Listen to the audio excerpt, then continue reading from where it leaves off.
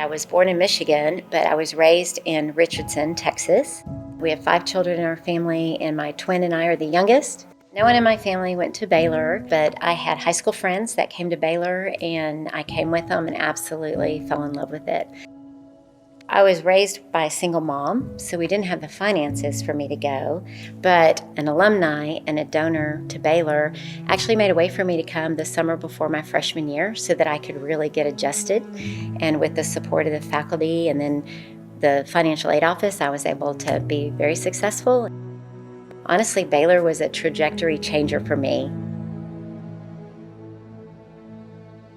Prior to traveling internationally, being exposed to the human trafficking, I really had no radar for human trafficking and was absolutely shocked that every time I went into a country, that's what I was seeing.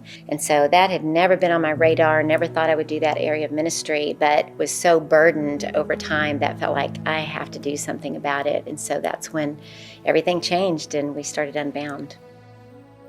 It's been amazing to see God bring highly skilled, passionate people to join the efforts of Unbound, from our directors to our advocates, which are amazing, the finance people, the people training in schools. That's so important because we want to get into the schools and to be able to do prevention so kids can know how to stay safe on social media, which is how they're getting lured away.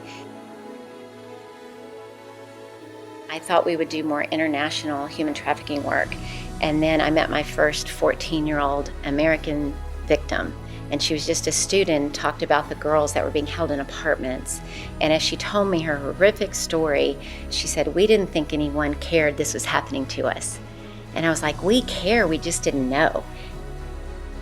And so we really turned the corner there and said, we've got to focus on what's happening in our own communities with these American kids that are being trafficked, and then build out a model where we can expand from there and then do international work.